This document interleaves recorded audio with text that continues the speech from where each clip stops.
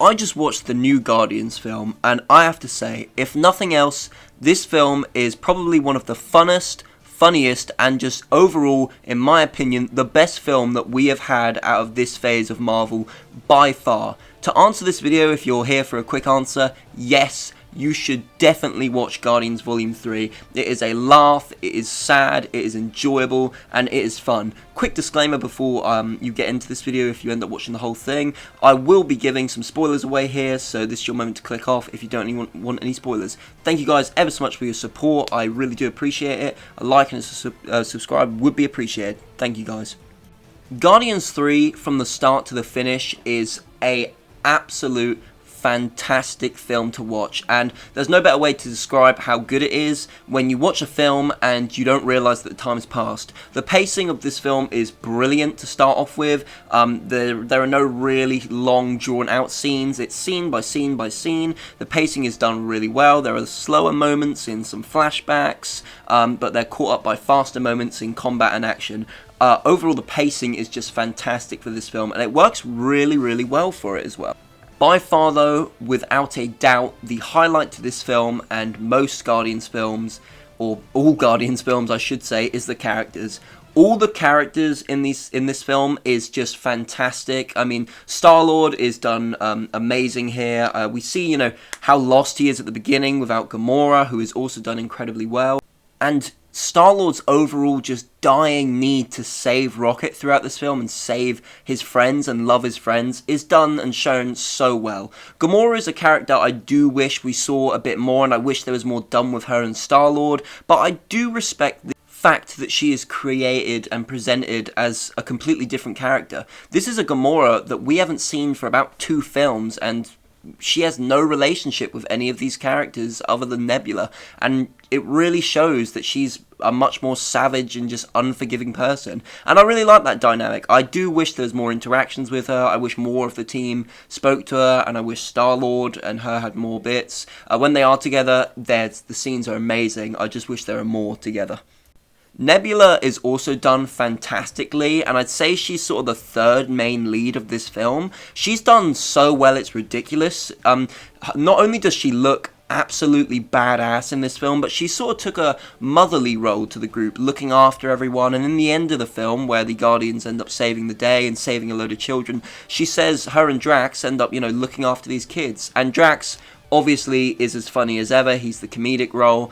He's done extremely well. He's very funny. Mantis is also great in this role. I like how the three of them sort of all bicker and argue. Mantis not really having much self-awareness, Drax just being a bit stupid, and Nebula being obviously, well, herself Nebula not being very forgiving and understanding. So they all sort of clash, but it has a big family feel to it, and it makes the film feel a lot more fun and just energetic and unique. I do feel that Groot is a bit underutilized in this film. It being the last Guardians film, I really wanted to see his bond with Rocket and stuff like that, so it is a bit of a shame we didn't see more Groot, but the scenes he is in is sick, especially his combat scenes, where we have action scenes with Groot. He is fantastic. It's brilliant. I just wish he got more of a character. I feel like he had more of a character in Guardians 2. The star of the show here is obviously Rocket. I mean, I can't not talk about him. The fact that James Gunn literally tells us that the focus of these films has secretly been on Rocket, I think is incredible. His story, his flashback scenes, his sad past is just amazing. Rocket's interactions with characters as well. I love how there's not really this massive shouting contest between him and Quill anymore, because they are just family. They're so locked together. It just feels so truthful and so just honest, and it has such a good family feel to it, I don't have friends. I got family.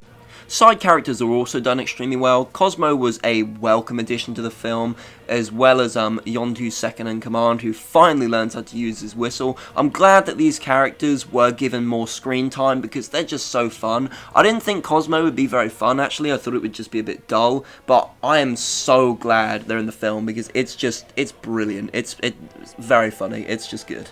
The main villain of this film is called the High Evolutionary, and this is the actor's name. I'm not even going to try and do the disrespect of pronouncing it, I apologise.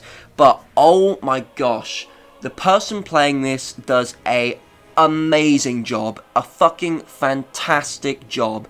I enjoyed his character so much. He is by far probably my favourite villain in Guardians. I really liked Ego, but he's probably my favourite villain in Guardians. He might be in my top 10. He's definitely my second favourite villain of this phase, if not first. His character is so compelling, and the way he's acted, I don't know how he does it, but it's insane. The actor who does him plays him extremely well. I only have one problem with him, and that's I feel like they make him a bit too powerful. Him himself, it's odd because I'm on the fence with this. He's used as like a man who wants the whole world. He wants to make his own planet, and he wants everyone to get on. He basically wants a perfect planet and a perfect society.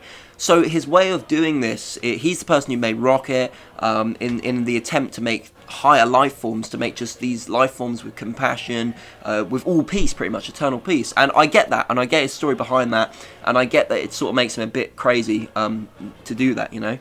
But at the same time, he destroys a planet at the end, and I just feel like this is on the fence of being a bit too the big evil bad guy. I feel like it's a bit much, you know, to have him on that scale. However, I say that, but I also love it because when the end fight happens with him, he gets the shit kicked out of him, and it's quite nice to, you know, have a villain that seems like they have all this power when in reality they really have none. I kind of like that. Anyway, he has acted amazingly, and I'm sad we won't get to see him more, but he will be one of my main reasons to rewatch this film, definitely. There's a golden guy in this film as well. I know that sounds really strange, but basically the golden people from Guardians 2, they feature a little bit in this film, and he is also a very welcomed addition. He has acted incredibly. He's played by whoever's on screen now, but he's acted incredibly, and I really enjoyed his character. However, there were some odd choices of characters and casting. Sylvester Stallone appears in this film, and I genuinely sat up in my cinema seat and was there like, what? Sylvester? I was just so confused. He's a welcome addition. I absolutely love Sylvester Stallone, and he kills it in the film. He's not in it for very much, but I do love it. But there was some strange choices in the film. Anyway, enough about the characters, let's talk about the plot. The plot, really, if you want to break it down, is just about Rocket. It's all about Rocket finding his path and accepting who he is. Rocket, you know, is the star of the show in this film, and rightfully so. The flashbacks with him show his past, show how his friends were killed, show how he was turned into Rocket Raccoon, how he was mistreated. But the main plot of the film is that the High Evolutionary wants to make a global, amazing species, but he's doing it by tearing down planets and killing millions. He's a very compelling villain, and it's obviously the Guardians' job to save Rocket by finding this pass key so that they can operate on him without him dying, and to take down the High Evolutionary and free a load of his slaves, his subjects, basically. Yeah, the plot is very simple, but I feel like it works very well. They shouldn't have tried to do anything massive and a big plot twist in this film. It just works as an end film. It's really easy to understand, and I really like it like that, if I'm honest. The action in this film is amazing. I feel like it's the best out of all the Guardians films. The hallway scene at the end is amazing. The scene where they look like the silly Among Us people. I just meant that eating too much processed food is a big factor in weight gain. Among Us! That's also amazing because the action that's used, the zero gravity, the shots are really fun, the camera work's done really well, it's just all filmed and the action is incredible. The action scenes, I feel like there are less in this Guardians film, but when they're done, I have no faults with any of them. Sorry, I have no faults with any of them. The opening scene seems desperate and just completely brutal. The end fight is probably my favourite because of just how short and fun it is. So yeah, as well as the visuals being extremely beautiful, this film looks amazing. The colour palette, it splashes at you. The pinks and the purples and the reds and just the spacey colours, it's just all incredible. The music, do I even need to talk about the music? Oh yeah, the music's really bad. No, of course it's not bad. It's Guardians, it's incredible. I don't know how they do it, but James Gunn does it every single time. The music is just done so well in these films. Not only is the action soundtrack done amazingly, but the licensed music is all used to its perfect potential. I don't know what to say other than it's great, and you know it's great, and I don't even need to tell you it's great. You don't even need to watch the film to know that the music is good in a Guardians film. I don't know how James Gunn does it, but the dialogue and tone in this film is done so well. Characters can be talking about genuine sad stuff. For example, there's a scene in the film where Quill is like breaking down to Gamora. He's saying like how he needs her, and then Drax just breaks the tensions with a joke, but it works so well. And like you have these horrible, horrifying flashbacks, and then they're followed up by jokes. I don't know how he gets the tone and the dialogue so right, but there's no just cringe bits where I thought, oh gosh, and it's not overly jokey.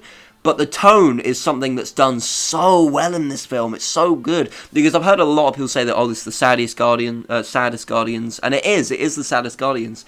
But I don't know, there's always been something about Guardians and their tone, how they get it so right, just so right. And yeah, this film has quite a depressing tone sometimes. There are very sad scenes. But then they're followed up by funny scenes. And I don't know how James Gunn does it, but he does it incredibly well. He does an incredible good job. I gotta say, probably my only little problem with this film, or major problem with this film, I suppose, is the fact that we never really got anything about Rocket's story before, or we never even knew who the High Evolutionary was, and then he comes out of nowhere, and it's I know, obviously that's unfair, because they had no plans for him, like in the other films, but I kind of wish I almost wish this film was a bit longer, just to build him up a bit, because he's in, like, the very first couple scenes, and he literally does just come out of nowhere. So, you know, I do kind of wish he was in, there was a bit more of a build-up, instead of him just being there, and, you know, having this, oh, all of a sudden he wants Rocket back. I wish there was a bit more of a compelling reason, other than, oh yeah, I forgot, I need Rocket back, so, you know, I wish there was a bit more build-up there, but other than that, still love him, I still love him. Guardians 3 is a funny, sad, emotional, and just brilliant film. The characters are charming and fun, the plot is simple and good, the main villain is one of my favourites out of this phase of Marvel, which has been very mid or shit, and just overall this film leaps and bounds just energy like no other. The acting's all done incredibly here, the action scenes are beautiful and well edited and well filmed, and of course all the characters are just done to their fullest potential, and who could forget the amazing soundtrack. Other than the fact that I feel like the High Evolutionary does come out of nowhere, the lack of scenes with Gamora, and some issues me personally I feel like they underutilized Groot. Other than those factors, this film is a must-watch, I feel. If you were to watch none of the new phases, for example, I haven't watched some of the new phase stuff because, you know, I thought it was mid, and I held up hope for James Gunn, and he delivered. I'm so happy he's the director of DC. I cannot wait to see what he does with Blue Beetle and stuff like that. This film's great. This film is worth watching 100%. You can go on your own, you can go with friends, you can watch it at home, you can watch it in cinema. Personally, I watched it in cinema and it was a fantastic experience, it was amazing. But this film is, atmosphere is just incredible, and it is a must watch, I'd say, for Marvel fans, or even if you're a casual Marvel fan, I'd say you really enjoy this film, you would just really enjoy it. So guys, that is going to be it. I'm going to be giving, for now, as this is a mini review, nothing set in stone, that's why I've titled it mini review, I'm going to give a strong 8 out of 10 to Guardians Volume 3. I feel like a strong 8 out of 10, yeah, I definitely. It's a good experience, it's a fun film. Anyway guys, I hope you've enjoyed this video. But before I sign off, I'm going to disappoint a lot of you, and I'm going to do something very dangerous and stupid. I am going to be taking a short break from uploading. I'm hoping I can get another video out. I do not know if there will be a video out on Saturday, this Saturday. Basically, this video is being recorded a week before. Normally I record videos 3 days before, I write a script the 4th day before and then do it. This video is pre-recorded 1 week before. This is because I'm really focusing on a review right now. I'm putting a lot of passion and effort into it. So I know this is quite a stupid thing to do. The channel could just die. I'm really hoping it doesn't.